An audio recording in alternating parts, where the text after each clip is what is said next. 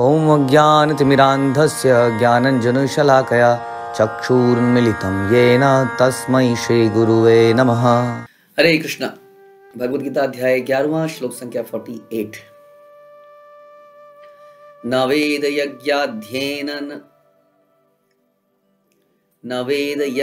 अध्ययने न दाने न च क्रियाभि न तपोभि उग्रै एवं रूपः शक्य अहं निलोके दृष्टं त्वत् अन्येन कुरु प्रवीरः।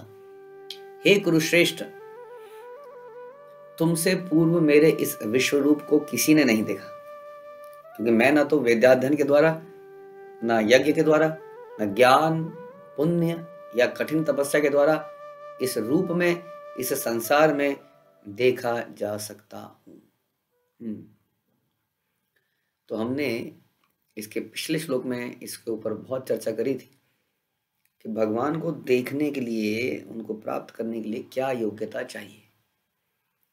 हमने मुख्य रूप से चर्चा करी कि हमें भगवान, जब हम भगवान हमसे प्रसन्न हो जाते हैं, जब हम भगवान के प्रेम तक अपने भावनाओं को डेवलप कर लेते हैं, तो वही व्यक्ति भगवान को जान सकता है, जो भगवान का भक्त है, बेसिकली भगवान से प्रेम करता है। आज भगवान और ज्यादा डिटेल में बता रहे हैं कि कौन मुझे प्राप्त नहीं कर सकता है, क्योंकि संसार में ये सारी चीजें बड़ी फेमस हैं। भगवान को प्राप्त करने की अलग अलग विधियां संसार में, इनका बड़ा प्रचलन है। तो इसलिए भगवान यह बता रहे हैं कि मैं ना तो वेदाध्ययन के द्वारा, कई लोग कहते हैं कि ज्ञान ही सब कुछ है। आजकल नॉलेज अपने आप में एक एंड बन चुकी है ना, कहते हैं ना, इट्स अ मीन्स और एन एंड इन इटसेल्फ, यानी कि ये साधन है या अल्टीमेट साध्य है। मतलब क्या ये गोल है या एक गोल को अचीव करने का एक टूल है, क्या है? What is knowledge? आजकल नॉलेज अपने आप में एंड बन चुकी है। कई लोग हमें मिलते हैं, कहते हैं कि हम 50 साल के हैं, कुछ करने को नहीं था, तो हमने सोचा पीएचडी कर ले। क्या करना है? पैसा कमाना है? नहीं जी, आप क्या करेंगे पैसा कमा के? क्यों पढ़ रहे हो? पढ़ रहे हैं बस, एक डिग्री हो जाएगी, नॉलेज बढ़ जाएगी। उस नॉलेज से करेंगे क्या? करना क्या है? पढ़ रहे हैं।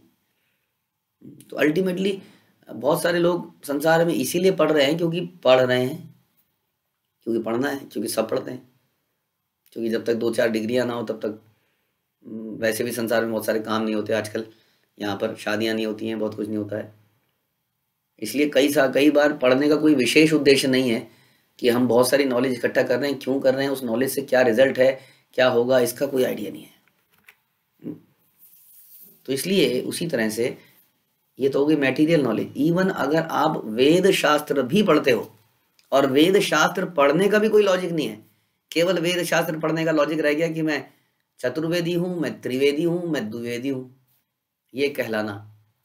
मैंने कई लोग बोलते हैं, मैंने सारा, हमें मिलते हैं, प्रभु जी सारी गीता पढ़ रखी है, सारी गीता कंठस्थ है। तो क्या करें फिर? क्या गीता को कंठस्थ करना पर्पस था? क्या गीता को पढ़ लेना पर्पस था?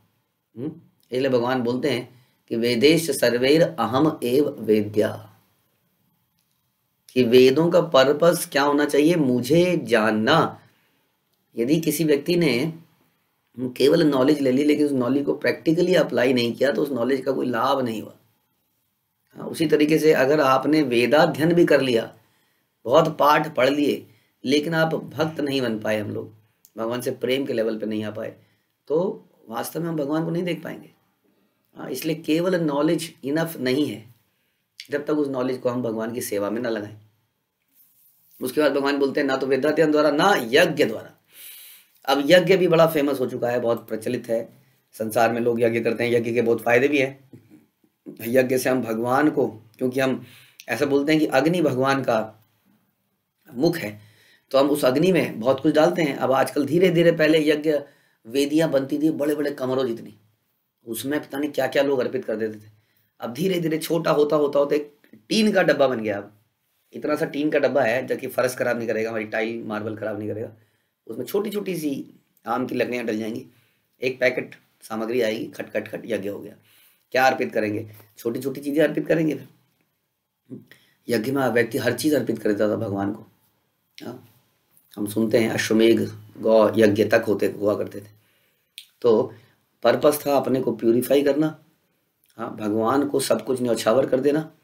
हाँ, वैदिक रूल्स जो उसको करने के लिए बताए गए हैं, वैदिक रूल्स को समझना और सूची, हाँ, के सारे नियमों को पालन को बहुत फायदा होता था। लेकिन भगवान यहाँ बता रहे हैं यज्ञ करके भी तुम मुझे मेरे स्वरूप को नहीं दे सकते, मुझे प्राप्त नहीं कर पाओगे। अभी क्वेश्चन हम डिस्कस करेंगे। तो कौन कर पाएगा फिर? कैसे कर पाएगा? मतलब दान। अब दान के बारे में तो बहुत कुछ लिखा है। भगवान गीता में कहते हैं कि 3 चीजें कभी बंद नहीं होनी चाहिए, यज्ञ, तप और ज्ञान, दान सॉरी। ये 3 चीजें लिबरेटेड सोल को भी ये करते रहना चाहिए। जो लिबरेटेड सोल है उसको भी दान देते रहना चाहिए, उसको भी यज्ञ करना चाहिए, उसको भी तप करना चाहिए। लेकिन यहाँ बता रहे हैं नहीं, नॉट पॉसिबल। अगर आप दान भी दे, दान भी कई प्रकार का हो सकता है। किस व्यक्ति को दिया जा रहा है? सतोगुणी दान, तमोगुणी दान, रजोगुणी दान, जो कि अब गीता के आगे आने वाले चैप्टरों में पढ़ेंगे, 3 प्रकार के दान। तो भगवान बता रहे हैं कि दान भी देकर, हाँ, आप मेरे को नहीं प्राप्त कर सकते, मुझे नहीं देख सकते। पुण्य या कठिन तपस्या के द्वारा। अब पुण्य तपस्या भी कई तरह की हो सकती है। हाँ, ऑस्टेरिटी, रजोगुण में, तमोगुण में, सतोगुण में। अब हिरण्यकश्यपु ने रजो एंड तमोगुण में, रावण इत्यादि ने, इन लोगों ने ये तपस्याएं करी। हाँ, लेकिन एक होती है दिव्य तपस्या, वो तपस्या तो अलग है। एनीवे, यहाँ बता रहे हैं कि पुण्य या कठिन तपस्या के द्वारा भी आप मुझे प्राप्त नहीं कर सकते। तपस्या का अर्थ होता है जब हम अपनी इच्छा से अपने ऊपर कुछ पहन लेते हैं। अभी सर्दी गर्मी तपस्या नहीं मानी जा सकती है, क्योंकि ये हमने अपनी मर्जी से नहीं लिया ऊपर, अपने ऊपर।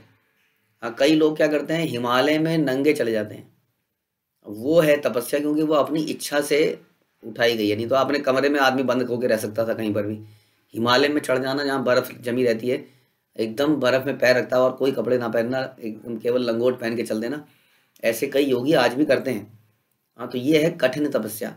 हाँ, पुण्य तपस्या, कठिन तपस्या। तो कठिन तपस्या से भी आप मुझे प्राप्त नहीं कर सकते, मुझे नहीं देख सकते।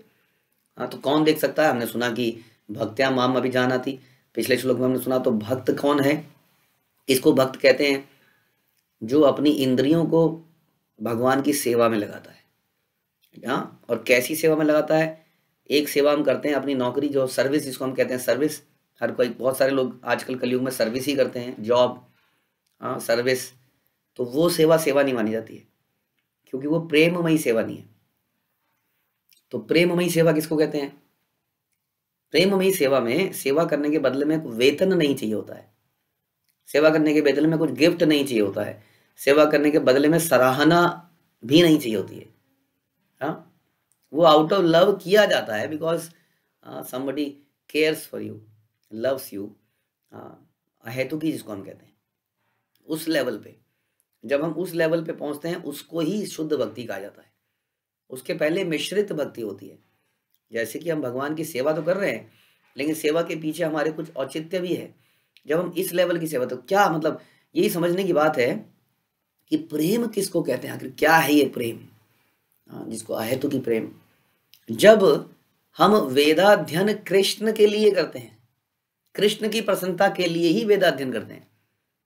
माना हमारे गुरुदेव बोलते हैं कि आपको गीता का पाठ रोज करना चाहिए, आपको भागवतम का पाठ रोज करना चाहिए, तो हम इसलिए कर रहे हैं क्योंकि ऐसा हमारे गुरु ने बोला, और गुरु की वाणी कृष्ण का आदेश, और हम उसको कर रहे हैं।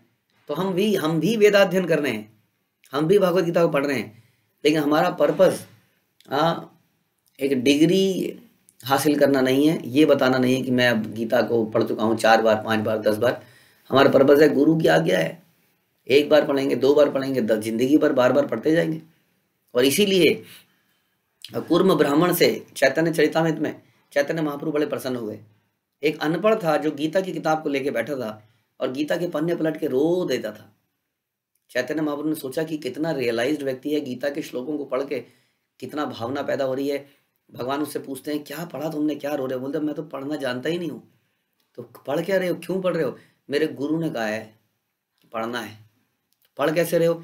मैं इस चित्र को देख रहा हूँ जो गीता का फ्रंट में है, जिसमें कि भगवान अर्जुन के रथ को हाँक रहे हैं, हाँ, जो संसार के कंट्रोलर हैं, जो इस भौतिक और आध्यात्मिक जगत के मालिक हैं, जो सर्वेश्वर हैं, जो भोक्ता हैं, हाँ, वो रथ हाँक रहे हैं और अर्जुन पीछे बैठा है। ये देखकर मुझे बहुत रोना आ रहा है। तो उस व्यक्ति ने क्या किया, गुरु की आज्ञा थी इसलिए उसने प्रयास किया। तो उसका वेदाध्ययन ये वाला वेदाध्ययन नहीं कहा जाएगा जो यहाँ का है, यहाँ बोला जा रहा है। तो वेदाध्ययन ऐसा नहीं है, इसका मतलब ये कि आप किताबें ना पढ़िए, इसका मतलब है कृष्ण गुरु की प्रसन्नता के लिए जब हम इसको प्रेम कहते हैं, उसको वेदाध्ययन कहते हैं, हाँ, इसको भक्ति कहते हैं। भक्ति, प्रेम, सेवा, ये सब एक तरह की पर्यायवाची वर्ड है, क्योंकि भक्ति का मतलब है प्रेममयी सेवा। ये आपको याद रहना चाहिए। और प्रेममयी सेवा का मतलब हमने बताया जो अहेतुकी है, जिसमें बदले में वेतन नहीं चाहिए, गिफ्ट नहीं चाहिए, एडमायरेशन नहीं चाहिए इत्यादि। तो वेदाध्ययन यदि कृष्ण के लिए है तो भगवान को देख सकता है, न यज्ञ द्वारा। अब भक्त लोग भी यज्ञ करते हैं, लेकिन हम जपा यज्ञ करते हैं, क्योंकि कृष्ण बोलते हैं गीता में कि यज्ञों में मैं जप, पवित्र नाम का जप हूं। तो हम भगवान के नामों का जप करते हैं, जप यज्ञ करते हैं। क्यों करते हैं?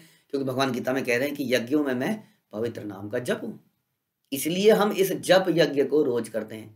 हम सब लोग कोशिश करते हैं, सब लोग प्रण लेते हैं कि हम 16 माला हरे कृष्णा कृष्ण कृष्ण हरे हरे, हरे राम राम राम हरे हरे, इसका जप जो है 108 मनकों में, और 108 मनकों को 16 बार हम करें तो ये यज्ञ हम सारे भक्त लोग 1.5-2 घंटे रोज यज्ञ करते हैं। लेकिन ये यज्ञ क्योंकि हम अगेन गुरु और कृष्ण की प्रसन्नता के लिए करते हैं, इसलिए हम भगवान को देखने के लिए एलिजिबल हो सकते हैं यदि हम शुद्धता से करें तो। अदरवाइज जो यज्ञ है यहाँ साफ साफ लिखा है, ना तो वेदाध्ययन के द्वारा, ना ही यज्ञ द्वारा, ना ही दान द्वारा। अब आप कहो जी मैंने बहुत सारे प्याऊ खोल दिए हैं, बहुत सारी जगह मैंने खाना बट रहा है, आप वैष्णो देवी जाइए वहाँ कंटिन्यूसली हमने लंगर चला रखे हैं, तो वो व्यक्ति तो भगवान को नहीं प्राप्त कर सकता इसके हिसाब से। तो क्या दान देना बंद कर देना चाहिए? भगवान कहते हैं कि 3 कामों में दान कभी बंद नहीं होना चाहिए। हाँ, तो दान यदि कृष्ण की प्रसन्नता के लिए दिया जाए, फिर से वही बात, गुरु की प्रसन्नता के लिए किया जाए। हाँ, भगवान कहते हैं कि सबसे बड़ा दान है वो विद्या, नॉलेज का दान माना जाता है। हाँ, यानी कि एक तरह से पुस्तक वितरण, जो श्रील प्रभुपाद ने शुरू किया कि हम सब लोगों को पुस्तक वितरण करना चाहिए। हाँ, इन आध्यात्मिक ग्रंथों को बांटना चाहिए, यही सबसे बड़ा दान है, क्योंकि ये लोगों को हमेशा के लिए उस दुख से मिटा देता है जो कि आपका खाना नहीं मिटा पाएगा। क्योंकि हर व्यक्ति दुखी है उसके कर्मों के अनुसार। जब वो इन गीता ग्रंथों को पढ़ेगा, धीरे धीरे वेदाध्ययन करेगा, लेकिन वेदाध्ययन के साथ में किसी भक्त के संपर्क में आएगा तो भक्त उसको सिखाएंगे कैसे भगवान की प्रसन्नता के लिए वेदाध्ययन करना है, यज्ञ करना है, तो उसका जीवन सुधर जाएगा। तो इस प्रकार का दान जो कि प्रचार के लिए हो, भगवान कहता है जो भक्त मेरा प्रचार करते हैं मुझे सबसे प्रिय है। इसलिए प्रचार का कोई भी कार्य हो, जिसे संसार, जैसे मंदिरों का निर्माण भी प्रचार है, पुस्तक वितरण प्रचार है, प्रसाद बांटना भी, खाली खाना बांटना और प्रसाद बांटने में अंतर है। तो दान जब भगवान के लिए दिया जाए तो वो व्यक्ति भक्त कहलाएगा, नहीं तो भगवान कह रहे हैं दान के द्वारा मुझे प्राप्त नहीं कर सकते। पुण्य या कठिन तपस्या के द्वारा हम पहले ही चर्चा कर चुके हैं, हिरण्यकशिपु है, रावण है, इत्यादि बहुत लोग हैं संसार में। इस वक्त भी लोग तपस्याएं कर रहे हैं। लोग सवेरे ऑफ घर से निकल जाते हैं 6, 7, 8 बजे, रात को आते हैं 8, 9 बजे, ये भी एक तपस्या ही है। आके केवल सोने का दम उनके अंदर रहता है। तो क्या ऐसा इसलिए बताया जा रहा है कि इस कठिन तपस्या से भगवान को नहीं प्राप्त कर सकते। लेकिन यदि तपस्या भी भगवान के लिए करी जाए, भगवान के लिए तपस्या क्या है कि भक्त लोग सर्दी में भी सवेरे उठते हैं, नहाते हैं। हाँ, भक्त लोग सर्दी में भी अपने जप, अपनी आरतियों को छोड़ते नहीं हैं, गर्मियों में भी इसी प्रकार से लगे रहते हैं। जीवन में कोई दुख आता है, शरीर में कष्ट है, फिर भी लगे रहते हैं, ये भी तो तपस्या है। हाँ, लेकिन ये क्या है, ये भगवान की प्रसन्नता के लिए तपस्या। यानी कि कहने का मतलब जब हमारे सारे कार्य भगवान के लिए होने लगते हैं। जैसे कि हम सुनते हैं गोपियों के बारे में, गोपियों ने माँ कात्यायनी का व्रत रखा। आप बताइए, ये व्रत तो संसार में बोलते हैं कि देवी देवताओं को तो व्रत नहीं रखना चाहिए, लेकिन वो व्रत कृष्ण को पति रूप में प्राप्त करने के लिए किया। अब कृष्ण को, उनको नहीं लगा कि कृष्ण की पूजा की जाए कृष्ण को ही प्राप्त करने के लिए, क्योंकि वो भगवान के रूप में नहीं देखती थी उनको, तो उनको कृष्ण को प्राप्त करना था। तो इस प्रकार की पूजा पाठ भी भगवान की भक्ति हो सकती है। तो डिपेंड्स कि हमारा पर्पस क्या है। यदि हमारा पर्पस भगवान का प्रेम है, और कैसा प्रेम है हमने डिस्कस किया, विच इज अनमोटिवेटेड, बिना वेतन प्रतिष्ठा, मान सम्मान, सराहना, गिफ्ट के जब हम देते हैं just because we love, that is called loving devotional service, उसको भक्ति कहा जाता है।